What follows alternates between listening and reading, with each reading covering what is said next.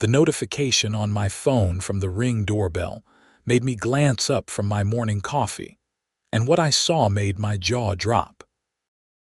There she was again, Barbara Mitchell, the HOA president of Meadowbrook Estates in Bloomfield Hills, Michigan, marching straight across my freshly maintained front lawn like she owned the place. Her sensible snow boots left deep imprints in the pristine white powder that had fallen overnight, creating a diagonal path that cut right through the middle of my property. I set down my mug harder than I intended, the ceramic clinking against the granite countertop. This was the fourth time this week. The fourth time since the first major snowstorm of December had hit our Detroit suburb. Barbara had apparently decided that walking the extra 40 feet around the corner to reach the community mailboxes was too inconvenient for her busy schedule, so she simply cut through my yard instead. My name is Yates Crawford, and I had moved into this neighborhood exactly 9 months ago after my divorce was finalized. I bought the corner lot house specifically because it offered more privacy and space. The property sat at the intersection of Maple Drive and Oak Lane, with the community mailbox station positioned on Oak Lane, just past the corner from my house. Everyone else in the neighborhood walked along the sidewalk to reach it. Everyone except Barbara. I watched through the window as she collected her mail, chatted briefly with another neighbor, and then, bold as brass, walked right back across my yard. Not along the edge, mind you, but straight through the middle, trampling the ornamental grass I had carefully landscaped last fall. The snow made it worse somehow, made her trespassing more visible, more deliberate. My phone buzzed. It was my friend Derek from 2 streets over. "Dude, did you see the HOA newsletter? Barbara is on another power trip." I pulled up the email. Sure enough, Barbara had sent out a 3-page missive about community standards and maintaining property values. She had included a detailed list of violations she had personally observed, complete with addresses. My address appeared twice, once for leaving my garbage cans visible from the street for more than 12 hours after pickup, and once for having a non-approved shade of white on my front door trim. I called Derek immediately. "Are you seeing this? She's cutting through my yard multiple times a day, and she has the audacity to cite me for garbage cans." "That's Barbara for you," Derek said with a sigh. "She's been HOA president for 6 years. Nobody else wants the job, so she keeps getting re-elected by default. Last year, she fined the Hendersons $300 because their Christmas lights were too festive. Too festive, her exact words. She said they were causing light pollution and diminishing the neighborhood's sophisticated aesthetic." I rubbed my temples. "There has to be something in the HOA rules about trespassing, right?" "Oh, you sweet summer child," Derek laughed. "Barbara wrote most of those rules, or rewrote them. There's probably a clause in there somewhere that gives her permission to inspect properties, and she'll twist that to mean she can walk wherever she wants." After hanging up, I pulled out the massive HOA binder I had received at closing. It was 3 inches thick, filled with single-spaced text covering everything from approved mailbox styles to the exact height requirements for grass.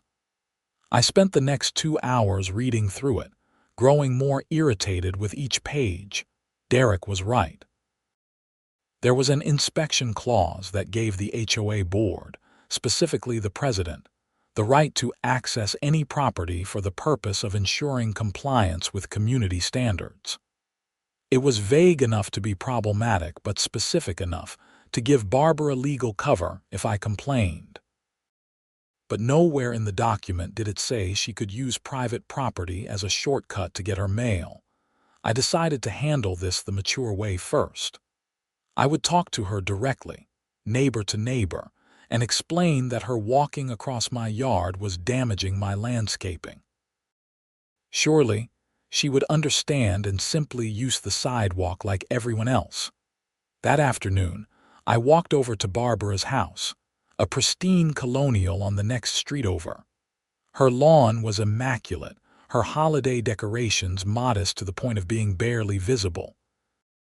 A single wreath hung on her door, centered perfectly. I rang the doorbell. Barbara answered, already frowning. She was exactly what you would picture when someone says, HOA Karen. Mid-50s, shoulder-length blonde hair with precise highlights, dressed in business casual even though she was at home. She wore reading glasses on a chain around her neck and carried her phone like a weapon.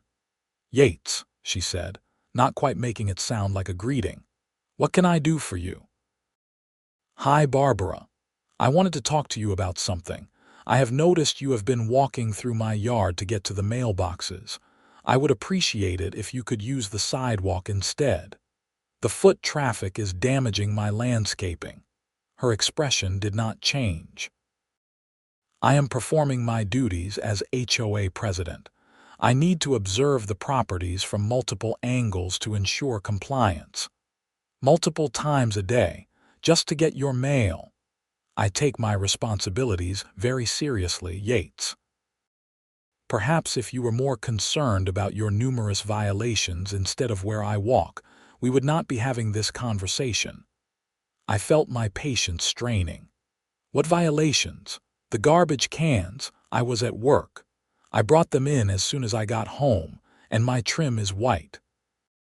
"It's the same white that was here when I bought the house." "It is Dove white. The approved color is Swiss coffee. There is a difference. They are both white. They are different whites, and rules are rules." She started to close the door. "Now, if you will excuse me, I have HOA business to attend to. Barbara, please just use the sidewalk. Good night, Yates." The door clicked shut. I stood there for a moment, staring at the wreath, wondering how someone could be so deliberately obstinate. Then I walked home, my mind already working on alternative solutions. The next morning, I watched Barbara cut through my yard again, and again that afternoon, and again the following day. Each time, her boots carved deeper trenches into my lawn. Each time, she looked directly at my house, knowing I could see her, not caring in the slightest. I tried putting up a small decorative fence. Barbara sent me a violation notice saying it was not an approved fence style, and I had not submitted the proper paperwork for installation. The fine was $250, plus $50 for each day it remained up without approval. I took down the fence. I tried planting additional shrubs along the path she took. Barbara cited me for unauthorized landscaping modifications and demanded I submit a detailed plan for board approval. When I did, she rejected it, saying the shrubs were not on the approved plant list. I removed the shrubs. Every attempt I made to block her path or discourage her trespassing resulted in fines, citations, and increasingly hostile emails from Barbara. She was systematically using the HOA rules as a weapon against me, all while continuing to tromp through my yard like it was public property. By mid-January, I was at my wits' end. The winter had been particularly harsh, with snowfall almost every other day. My yard was crisscrossed with Barbara's footprints, a ugly diagonal scar cutting through the otherwise pristine snow. Neighbors had started to notice. Some found it amusing. Others, particularly those who had their own run-ins with Barbara, expressed sympathy but stayed out of it. Nobody wanted to become her next target. That is when Derek came over with a case of beer and a wild idea. "What if," he said, settling onto my couch, "instead of trying to stop her, you let her keep walking through your yard but you make it less pleasant? I am listening. Remember that winter when we were kids and your dad would spray down the driveway to make an ice slide?" I sat up straighter. "Go on. What if you created a nice, slippery patch right where Barbara walks, Nothing obvious, nothing she could cite you for, just a little extra ice. Let winter do the work. It was petty. It was possibly childish. It was absolutely perfect. That is basically just a natural ice patch, I said slowly. It happens all the time in winter. Not my fault if she happens to slip on natural ice that formed on my property. Exactly. You are not creating a hazard. You are just not salting one specific area. But what if she gets hurt? Derek shrugged. Then maybe she will learn to use the sidewalk. Besides, a slip is not going to kill her. It will just be embarrassing. I mulled it over for the next few days. The more I thought about it, the more the idea evolved. I did not just want her to slip once. I wanted her to stop using my yard entirely. And a simple patch of ice might not be enough. Barbara was stubborn. She would probably just be more careful. No, I needed something more effective. Something that would make cutting through my yard so inconvenient that she would have no choice but to use the sidewalk. I needed to build a hidden ice rink. The plan came together over the course of a week. I did research. I watched YouTube videos about backyard ice rinks. I learned about the optimal conditions for ice formation. And then I adapted everything to my specific, petty purpose. My yard had a slight natural depression right along Barbara's preferred path. It was subtle, barely noticeable in normal conditions, but perfect for my purposes. If I could get water to pool there and freeze, I would have a natural-looking ice patch. But I needed it to be consistent, maintained, and most importantly, invisible until someone tried to walk on it. I started by monitoring Barbara's schedule. She collected her mail at the same times every day, once in the morning around 9 and once in the afternoon around 4. Like clockwork. The woman was nothing if not predictable. I waited for a particularly cold week. The forecast showed temperatures staying below 25 degrees for at least 5 days straight, with lows in the teens at night. Perfect conditions. On Monday night, after Barbara's final mail run, I went to work. I started by very carefully applying a thin layer of water to the depression in my yard, right along her path. I used a garden sprayer, misting the area so it would freeze smooth rather than rough. The goal was not to create an obvious ice rink, but rather something that looked like it could have formed naturally, where snow had melted and refrozen. Then I covered it with a light dusting of snow, just enough to hide the ice but not enough to provide any traction. The next morning, I positioned myself by my living room window with a cup of coffee and waited. 9 o'clock came. Right on schedule, Barbara emerged from her house, bundled in her winter coat, purposefully striding toward the mailboxes. She reached the edge of my property and, without hesitation, stepped onto my lawn. 3 steps in, she hit the ice. Her right foot went out from under her first. She windmilled her arms, trying to catch her balance, but her left foot could not find purchase on the slick surface. She went down hard, landing on her hip and elbow. I winced. Even though this was exactly what I had planned, seeing someone actually fall was different than imagining it. Barbara stayed down for a moment, clearly stunned. Then she slowly got to her knees, then to her feet, her movements careful and pained. She looked around, probably trying to figure out what had happened. Her eyes fixed on my house, and even from a distance, I could see the anger in her expression. She limped the rest of the way to the mailboxes, using the sidewalk. When she came back, she walked entirely on the sidewalk, not cutting through my yard at all. I allowed myself a small smile. Maybe one fall would be enough. Maybe she had learned her lesson. That optimism lasted until the afternoon. At 4 o'clock, Barbara emerged again. This time, she walked toward my yard and stopped at the edge, studying the ground. She seemed to be looking for whatever had caused her fall. After a moment, she carefully stepped forward, testing the ground. She made it past the icy section, which had been slightly disturbed by her morning fall and was now more visible in the afternoon light. I realized my mistake. I had made it too obvious. If I wanted this to work, I needed to be smarter. I needed the ice to be consistent, invisible, and unavoidable. Over the next several nights, I perfected my technique. I expanded the icy area, making it wider so it could not be easily skirted. I learned to apply the thinnest possible layer of water, just enough to create a slick surface but not enough to look artificial. I experimented with different types of snow cover, finding the perfect amount to hide the ice while providing zero traction.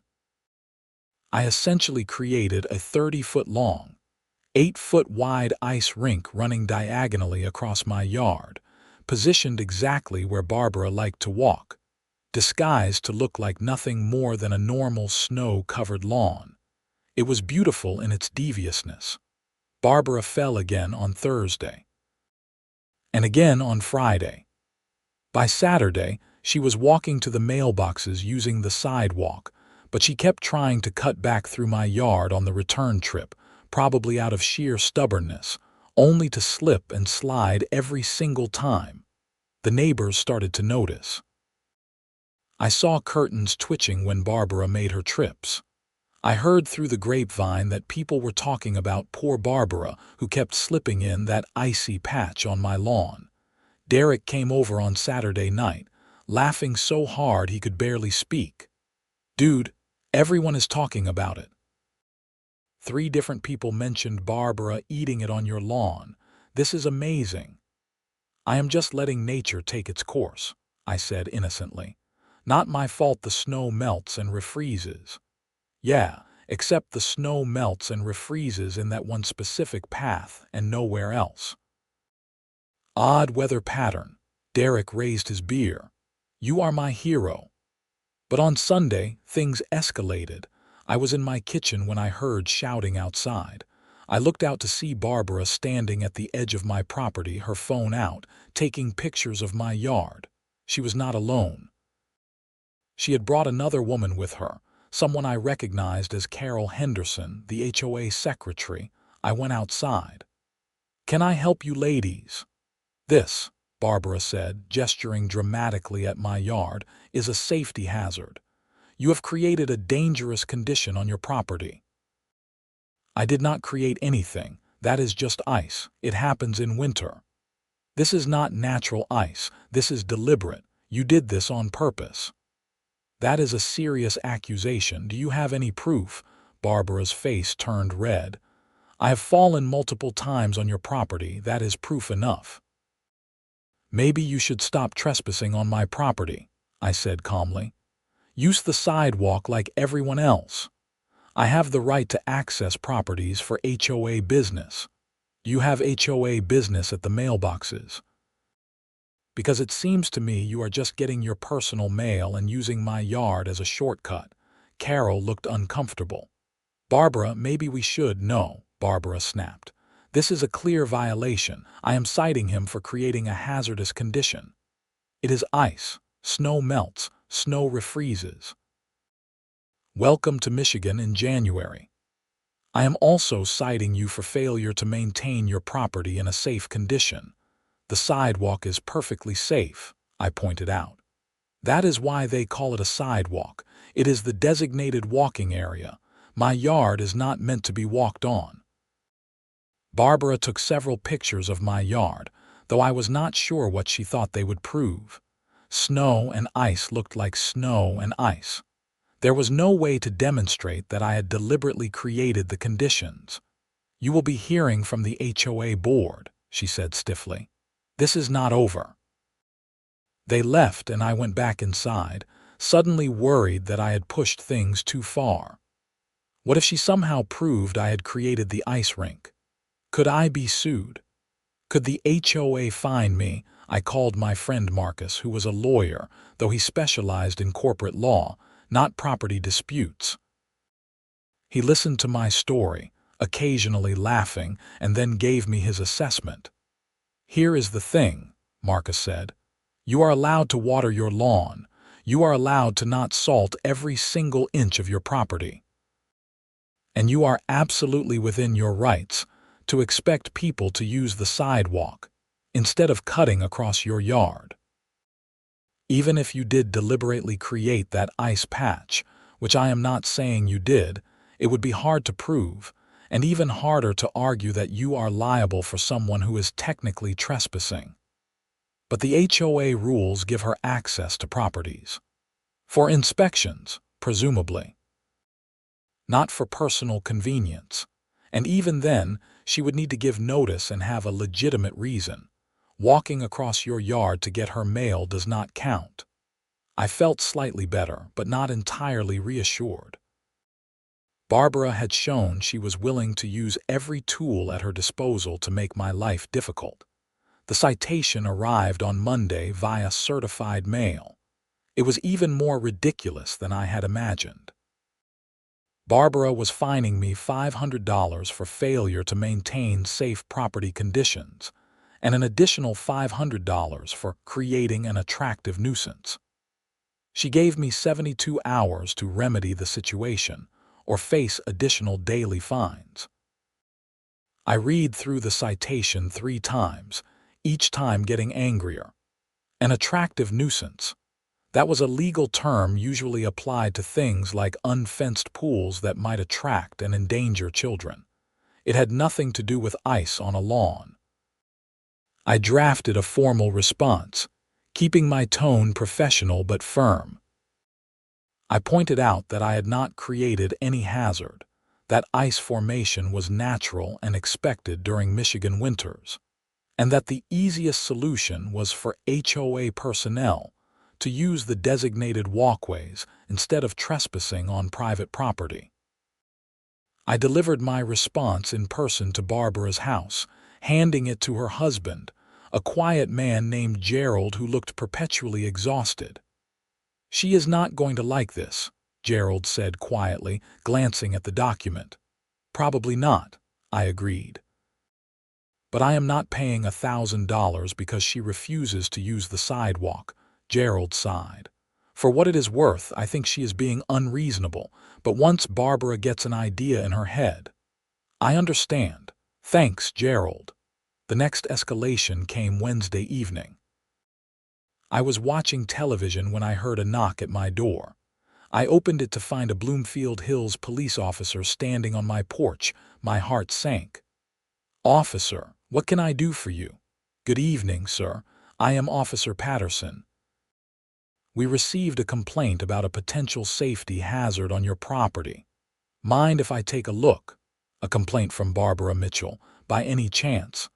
Officer Patterson's expression suggested I was correct, though he did not confirm it directly. "If you could just show me the area in question." I grabbed my coat and led him outside. It was after 7, so the sun had set, but my exterior lights illuminated the yard well enough. I pointed to the area where Barbara usually cut through. "That is where the ice is. It is just normal winter ice formation.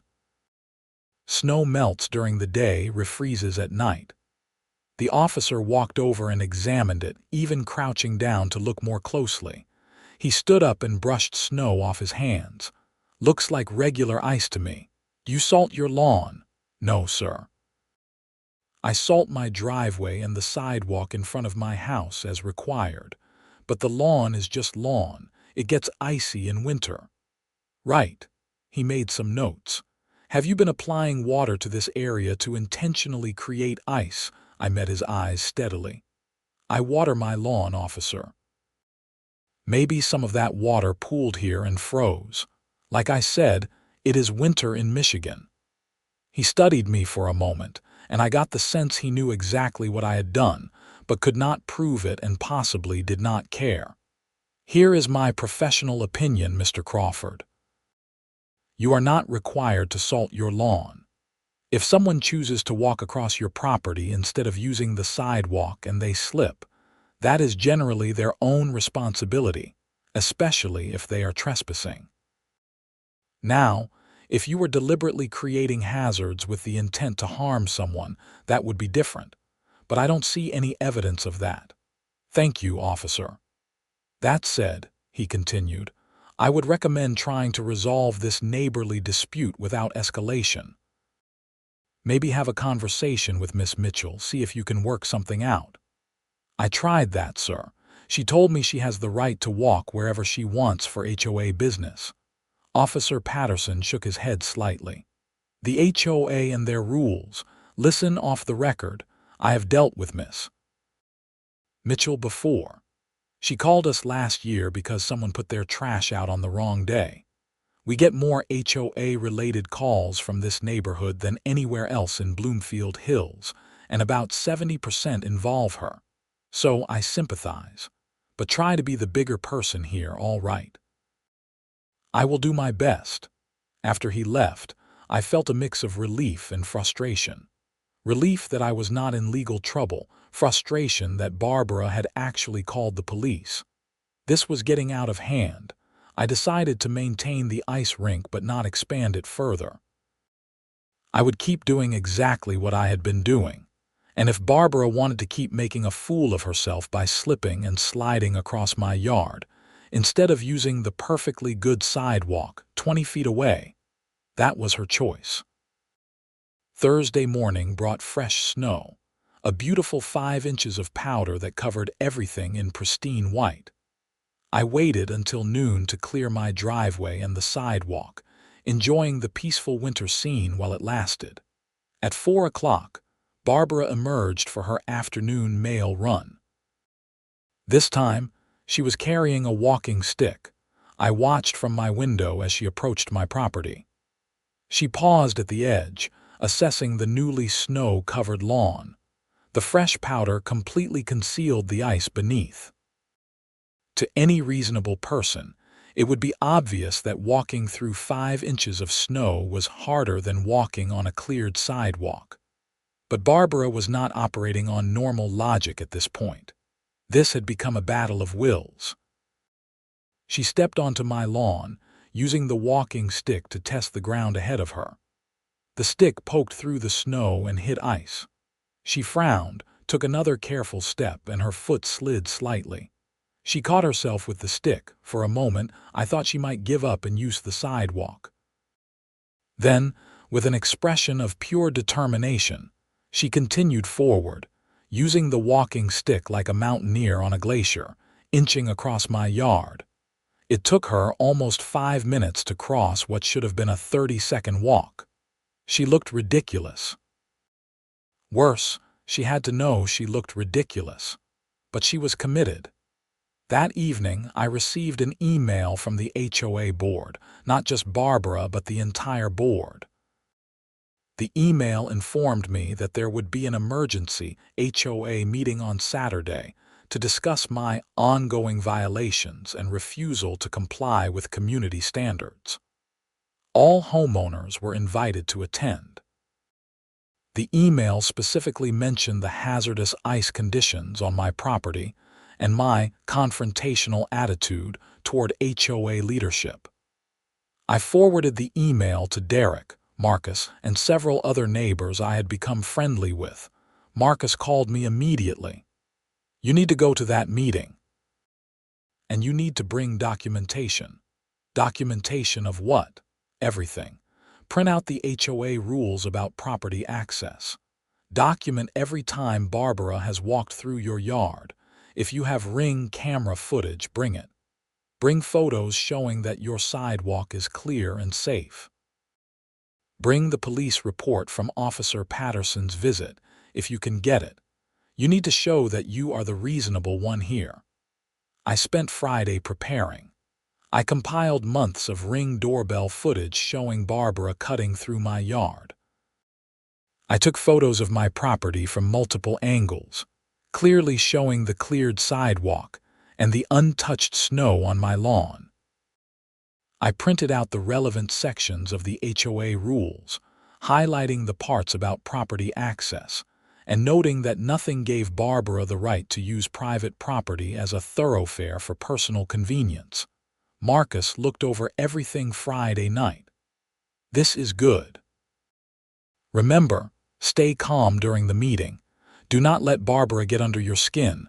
Stick to facts, be respectful, and let her be the unreasonable one. Saturday arrived cold and clear. The meeting was scheduled for 2 o'clock at the community center, a small building near the neighborhood entrance used for HOA functions and the occasional private event. I arrived 15 minutes early. The parking lot was already half full. Apparently, the neighborhood drama had drawn quite a crowd. As I walked in, I recognized several neighbors, including Derek, who gave me a thumbs up. The community center's main room was set up with several rows of folding chairs facing a table where the HOA board sat. Barbara was in the center, flanked by Carol, the secretary, and 2 other board members I barely knew: Michael Warner, the treasurer, and Patricia Summers, the compliance officer. Barbara called the meeting to order with an officious rap of a small gavel. "Thank you all for coming.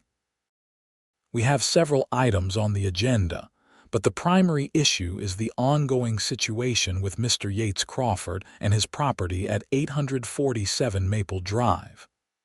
I sat in the front row, my folder of documentation on my lap. Barbara launched into a prepared statement. She described me as a problem homeowner who had consistently violated HOA rules since moving in. She listed the garbage can incident, the trim color issue, the unapproved fence, and the unauthorized landscaping.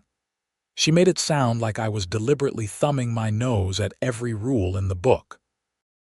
Then she got to the ice rink.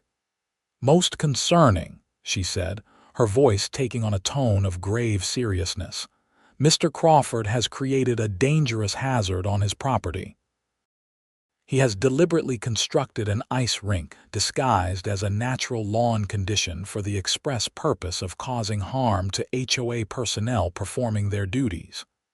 The room buzzed with whispers. Several neighbors turned to look at me. Barbara continued. "I personally have fallen multiple times on this hazard. The police have been called. Mr. Crawford has refused to remedy the situation and has been openly hostile to HOA oversight. This is exactly the kind of behavior that diminishes our property values and creates liability for our community." When she finished, Carol asked, "Does Mr. Crawford wish to respond?" I stood, keeping my expression neutral. "Thank you. Yes, I would like to address these accusations." I opened my folder and pulled out the Ring camera footage which I had compiled into a video file on a thumb drive. I brought this USB drive with several months of security footage. It clearly shows Miss Mitchell cutting through my yard multiple times per day, not for HOA inspections or official business, but simply as a shortcut to the mailboxes. I handed the drive to Michael, the treasurer. "You will notice that every other resident uses the sidewalk. Only Miss Mitchell chooses to walk across my private property." I pulled out the photos next. These photos show that my sidewalk is always cleared and safe. The ice miss Mitchell is complaining about is on my lawn, which is not meant to be walked on. It is a lawn. It gets icy in winter. That is normal. Patricia, the compliance officer, raised her hand. "But you have not salted your lawn to prevent ice formation." "No one salts their lawn," I said, gesturing to the window. "Look outside. Every yard in this neighborhood has snow and ice on it. Should we all be salting our grass? That would kill it." Several neighbors chuckled. "Furthermore," I continued, "I have reviewed the HOA rules extensively." I held up the printouts, with the relevant sections highlighted. There is no requirement to salt lawn areas. There is no prohibition against ice on grass. And while the HOA president does have inspection rights, those rights are for specific, scheduled inspections with proper notice, not for using private property as a walking path for personal convenience. Barbara's face was turning red. "I have the right to observe properties as needed. From the street, yes, or during scheduled inspections with notice, but you do not have the right to cut across my yard twice a day just because it is faster than walking on the sidewalk." "This is ridiculous," Barbara snapped. "You are deliberately trying to undermine HOA authority." "I am trying to stop someone from trespassing on my property," I said firmly. "If you would simply use the sidewalk like everyone else, there would be no problem. The ice you keep slipping on would be irrelevant because you would not be walking on my lawn." Michael, the treasurer, cleared his throat. "Barbara, maybe Yates has a point. I mean, why are you cutting through his yard anyway?" "I am performing my duties," Barbara said stiffly, "by getting your mail." Michael did not sound convinced. Carol, the secretary, spoke up hesitantly. "I have to say, I have noticed you do walk through his property quite often, Barbara, and it does not really seem related to HOA business. Are you questioning my judgment?" Barbara's voice was sharp. "No, I am just saying that maybe this is more complicated than it seemed at first." The meeting devolved into argument. Barbara insisted I was creating hazards. I maintained I was simply refusing to accommodate trespassing. Other neighbors started chiming in, some supporting me, others defending Barbara, though notably fewer defended her than I had expected. Finally, Michael called for order. "All right, here is what I propose. The board will review the footage and documentation Mr. Crawford provided. We will also revisit the property access rules to clarify what is and is not permitted. In the meantime, I suggest everyone calm down and try to coexist peacefully." "I want those fines upheld," Barbara insisted. "We will vote on it after reviewing everything," Michael said firmly. "This meeting is adjourned." As people filed out, several neighbors approached me. An older woman named Helen, who lived 3 houses down, shook my hand. About time someone stood up to her. She cited me last month because my Christmas tree was visible through my front window, said it was gaudy. Derek clapped me on the shoulder. "That was perfect." "Did you see her face when Michael questioned her?" I did, and it had been deeply satisfying. But I also knew this was not over. Barbara was not the type to back down. The following week was quiet. Barbara did not cut through my yard. In fact, I barely saw her at all. I began to think maybe the meeting had actually resolved things. Then, on Thursday, I received a letter from a law firm. Barbara was suing me. The lawsuit claimed I had deliberately created hazardous conditions with the intent to cause harm. It sought damages for her medical expenses from her falls, which apparently included several visits to her chiropractor, pain and suffering, and emotional distress. The total amount was $15,000. I immediately called Marcus. "She is suing me." "Of course she is," Marcus sighed. "Email me the complaint. I will take a look." An hour later, Marcus called back. "Okay, this is mostly garbage, but you are going to need to take it seriously. She is claiming premises liability, which is a real thing, but her case is weak. You have video evidence of her trespassing. She has no proof you deliberately created the ice conditions, and even if she did, her repeated trespassing undermines her claim. But you should get a lawyer who specializes in this stuff. Can you recommend someone?" "Yeah, call Jennifer Ortega. She handles property disputes and personal injury defense. Tell her I sent you." I contacted Jennifer that afternoon. She agreed to meet with me the next day. Her office was in downtown Birmingham, just a few miles from my house. Jennifer was in her early 40s, sharp-eyed and no-nonsense. She listened to my story, reviewed the complaint, and watched some of the Ring camera footage. "This is petty revenge litigation," she said flatly. "Barbara knows she does not have a strong case, but she is hoping to make you miserable enough that you will settle or move. We are going to fight this, and we are going to win. What do I need to do?" "For now, nothing. I will file a response. We will probably go through discovery, which means both sides exchange evidence. Your Ring footage is gold. It shows a clear pattern of trespassing. We will also depose Barbara, which I am honestly looking forward to. Over the next few weeks, winter continued its grip on Michigan. I maintained my routine, including my subtle maintenance of the ice rink. Barbara kept using the sidewalk, but I could see her glaring at my house every time she walked past. The lawsuit moved forward slowly, as lawsuits do. Discovery was scheduled for March. In the meantime, the HOA board held another meeting without me present and voted to rescind my fines. Michael, the treasurer, called to let me know. "We reviewed everything," he said. "Carol and Patricia agreed with me that Barbara was overstepping. The fines were not justified. We also clarified the property access rules. Board members can conduct inspections with 48 hours notice, but they cannot use private property as a walking path." How did Barbara take that? Not well. She actually resigned from the board. I was stunned. She quit. Yep.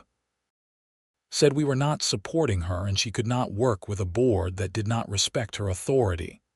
Honestly, it is probably for the best. She was becoming a liability. That should have been the end of it. Barbara had quit the HOA. The fines were dropped.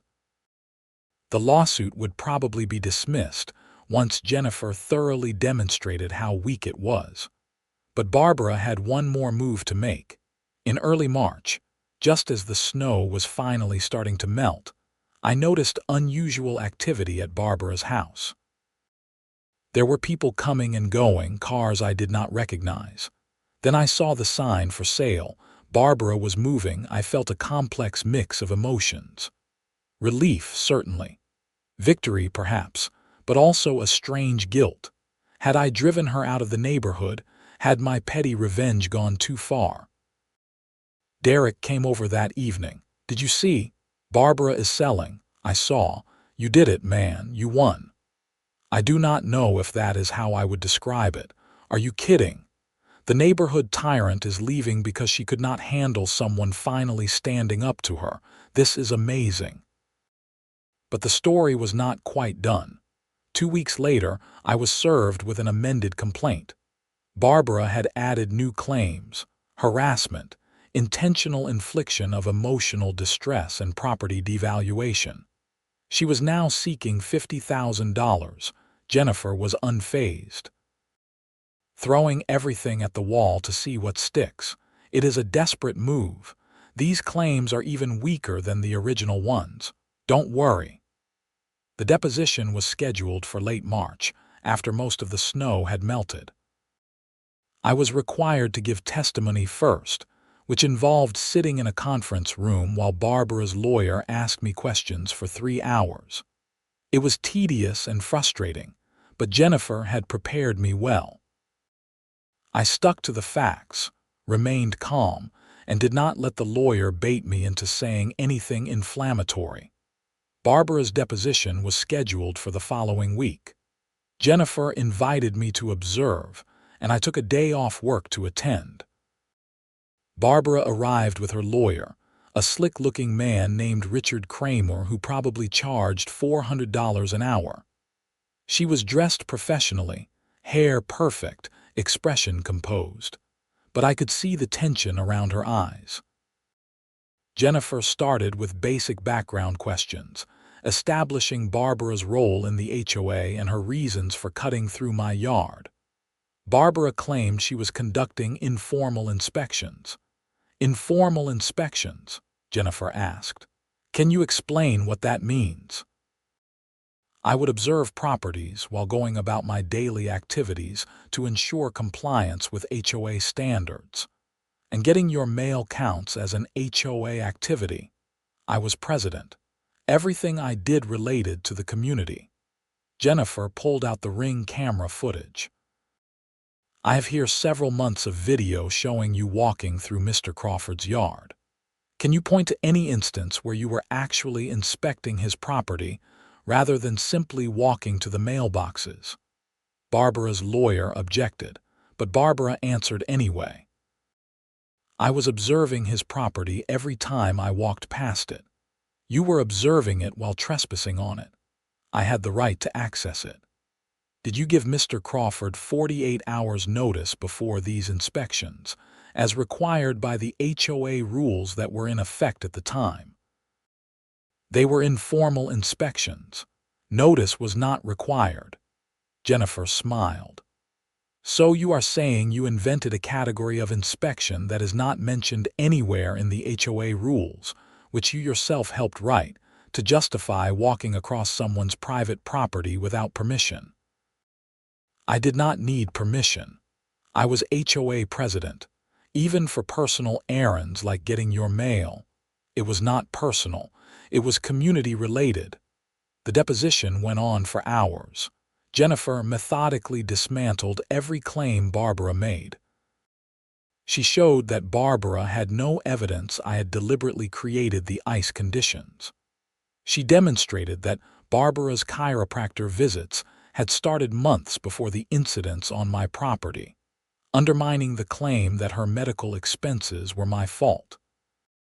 She even got Barbara to admit that she had not actually lost any value on her house, since it had sold for above asking price within 2 weeks of listing.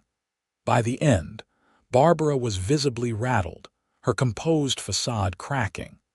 Her lawyer looked like he regretted taking the case. A week after the depositions, Richard Kramer called Jennifer to discuss settlement.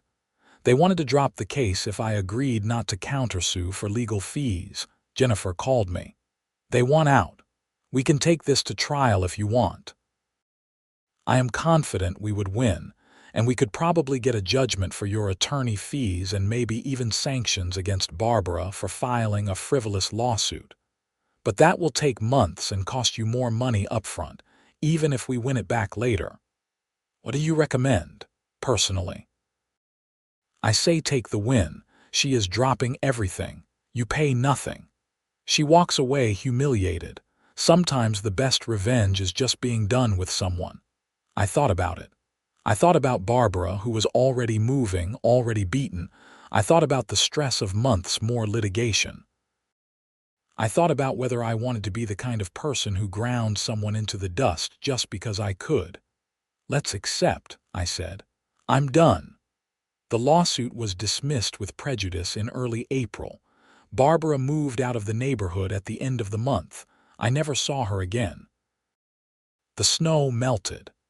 Spring came to Michigan, bringing with it green grass and blooming trees. My lawn recovered from the winter wear, the depression where I had built my hidden ice rink filling in with new growth. The new HOA president was a reasonable man named Thomas, who worked in IT and ran the association like a normal person, focusing on actual community issues like street maintenance and community events, rather than policing trim colors and garbage can placement. Life returned to normal. Better than normal, actually. Without Barbara's constant harassment, the neighborhood became noticeably more relaxed. People started decorating more freely. Holiday displays became more elaborate. Someone even put up a pink flamingo in their front yard as a joke, and nobody got cited. Derek and I sat on my back porch one evening in early May, beers in hand, watching the sunset. You know what is funny? Derek said. That whole thing started because she would not walk an extra 40 feet. Pride, I said. She could not admit that cutting through my yard was inappropriate, so she doubled down. Then she couldn't back down without losing face. And she lost anyway.